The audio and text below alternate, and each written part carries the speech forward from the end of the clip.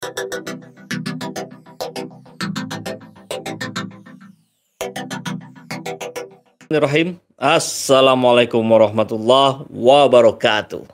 Salam kedaulatan rakyat.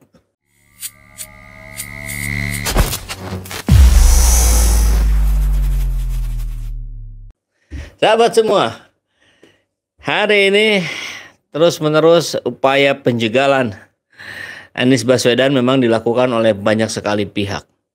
Salah satunya ini, Mbak Tatak Ujiati dituding buzzer Anies.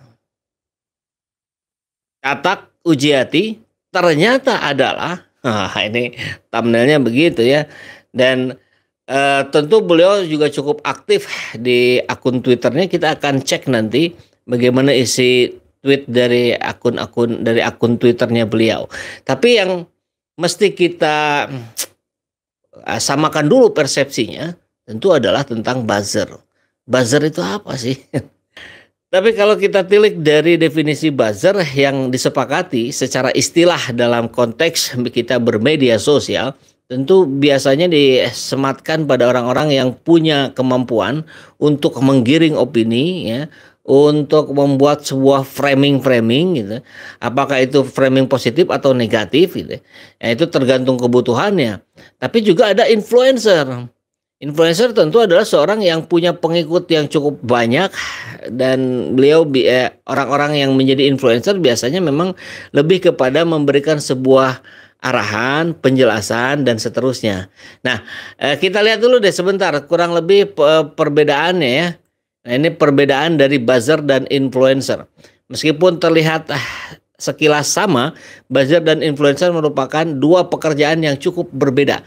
Buzzer lebih berfokus pada penggiringan opini secara masif dan tanpa dasar yang kuat. Itu buzzer ya. Nah, sedangkan influencer memiliki cara tersendiri untuk mengamplifikasi pesan ke masyarakat. Mereka biasanya dikenal memiliki keahlian. Nah, ini intinya, dia memiliki keahlian di sebuah bidang. Itu membuat suaranya lebih banyak didengar oleh publik dibandingkan buzzer. Jadi kalau buzzer barangkali bisa dikategorikannya ya sebagai pegiat media sosial lah begitu ya. Embel-embel lainnya sulit untuk disematkan. Tapi kalau influencer ada kejelasannya, dia tokoh, dia analis, dia pengamat apa, dan seterusnya. Background keilmuannya juga jelas. Nah, kurang lebih begitu penjelasan beda antara buzzer dan influencer. Jadi kalau penempatan pada Mbak Tatak Ujiati, saya kira ini lebih tepat kalau dengan perbandingan tadi influencer ya, bukan buzzer. Nah, sekarang kita lihat beritanya. Ya, nggak apa-apa lah ya, ini kan berita, kita simak saja. Diistilahkan sebagai buzzer. Dituding jadi buzzernya Anies Baswedan, Tatak Ujiati miliki pengalaman dan prestasi seperti ini. Ini kabar beberapa hari yang lalu nih ya. Komisaris LRT Jakarta Tatak Ujiati dicap sebagai buzzer bakal Capres 2024 Anies Baswedan. Oleh siapa? Oleh Yakubus Ono. Loyalis Presiden Joko Widodo, Rudy Valinka. Siapa Rudy Valinka ya? Nah, bahasanya kan begini, pegiat media sosial yang juga diketahui rutin memojokkan mantan gubernur DKI tersebut mendesak PJ Gubernur DKI Jakarta Heru Budi Hartono untuk segera memecat Tatak Ujiati. Hebat sekali ya. Pak Heru Budi, PJ Gubernur DKI ini ada komisaris LRT Jakarta titipan gubernur sebelumnya yang kerjanya jadi buzzer pencapresan juragannya. Ucapnya dalam unggahannya Sabtu malam kemarin ya, Sabtu malam kemarin.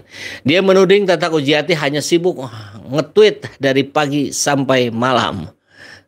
Dari jam 8 sampai malam seminggu kerjanya hanya nge-tweet. Tolong diganti karena dibayar dari uang pajak kami sebagai warga DKI. Oh, dia warga DKI ya.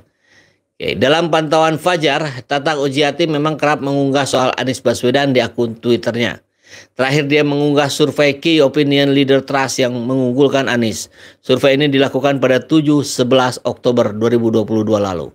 Anies memiliki kualitas kepemimpinan yang jauh lebih tinggi dibandingkan 3 bakal capres lainnya. Kapasitas dan integritas 92,4%, pengalaman 89,6%, dan anti korupsi 85,7%. Ini jauh mengungguli kandidat yang lainnya ya.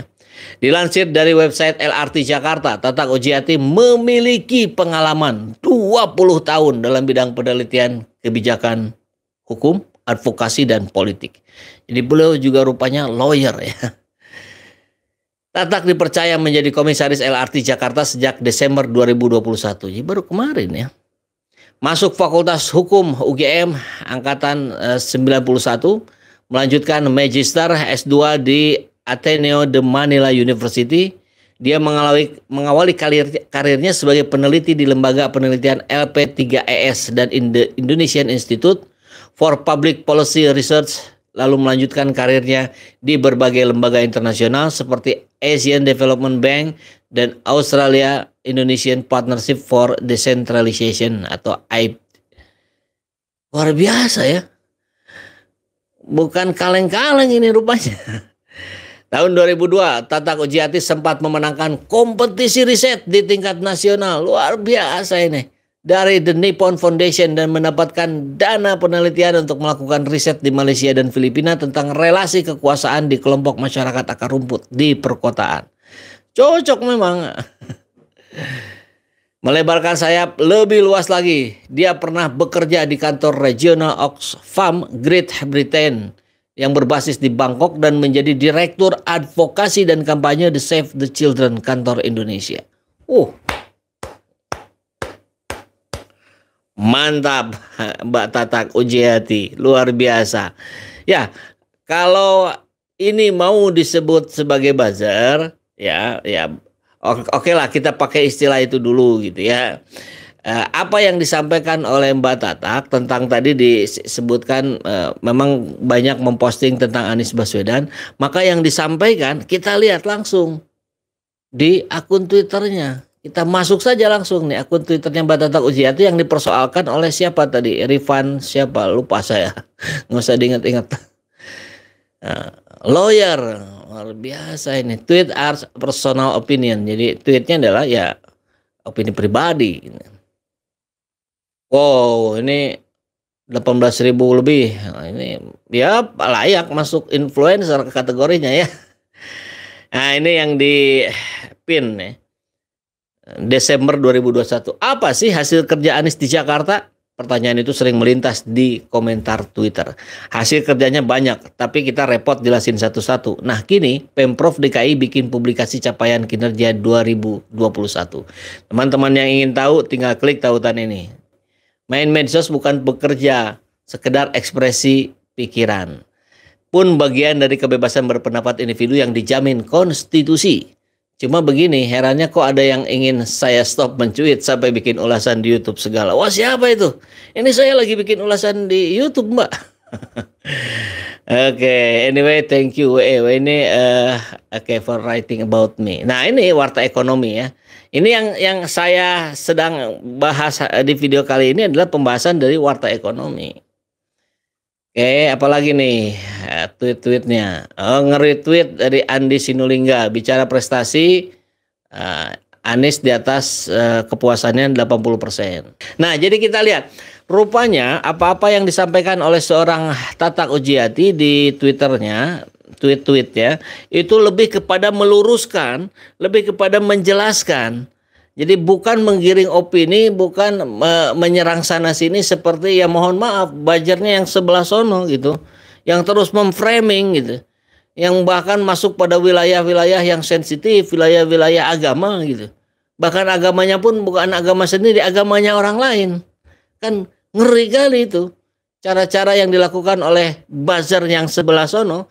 Kalau Mbak Tatak mau dianggap sebagai buzzer gitu, maka buzzer Anies ini yang namanya Tatak Ujiati ini adalah buzzer yang betul-betul memiliki kompetensi, kapabilitas dalam berbicara tentang siapa sosok presiden yang harus dipilih di 2024 nanti. Harusnya buzzer yang sebelah sono, belajarlah pada Tatak Ujiati. Ketika membangun sebuah narasi, ketika membuat sebuah statement didasari dengan fakta, didasari dengan data gitu.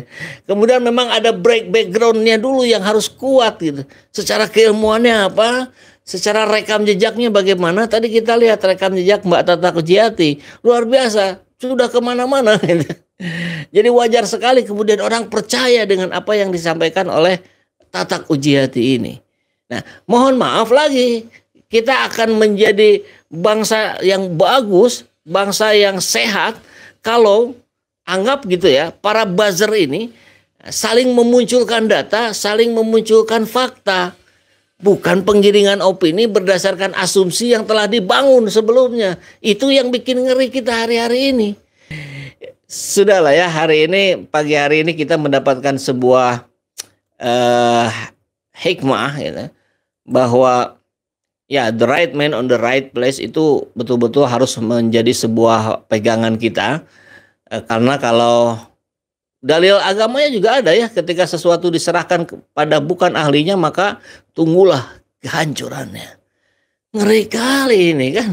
Kita terus tetap menjadi bagian dari proses-proses pembangunan negeri ini dengan melibatkan diri dalam hal-hal mengungkapkan pendapat, mengungkapkan keresahan dan semuanya. Karena hak-hak itu hak-hak yang harus kita penuhi agar menjadi bagian dari pembangunan Indonesia yang utuh, ya, yang kemudian dapat bergerak menuju proses-proses yang continuous improvement, yang semakin lama semakin baik. Salam kedaulatan rakyat.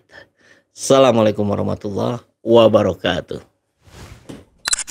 Alhamdulillahirrahmanirrahim. Saat ini banyak sekali sahabat-sahabat dari Saiful Zaman Channel yang menjadi patron dari kegiatan ini, yang mendukung, yang mensupport dengan berbagai cara. Luar biasa, via WhatsApp, via grup, via media sosial lainnya. Bahkan tidak sedikit yang kemudian mendonasikan uangnya untuk perjuangan kami di medan dakwah ini. Ya jelas hal ini sangat membantu keberlangsungan channel ini karena kebutuhan pun kemudian bertambah. Tidak bisa lagi ini dikerjakan oleh 1-2 orang. Kita harus merekrut lebih banyak orang. Dan itu jelas membutuhkan dana yang tidak kecil. Nah, oleh karena itu buat sahabat-sahabat semua yang terus mendukung kami, doakan juga kami untuk mampu istiqomah, untuk mampu terus menyuarakan dan menggemakan suara hati rakyat. Dan seperti biasa, bagi yang ingin membersamai kami dengan membantu operasional channel ini, sahabat bisa mendonasikannya ke nomor rekening yang ada di bawah sini.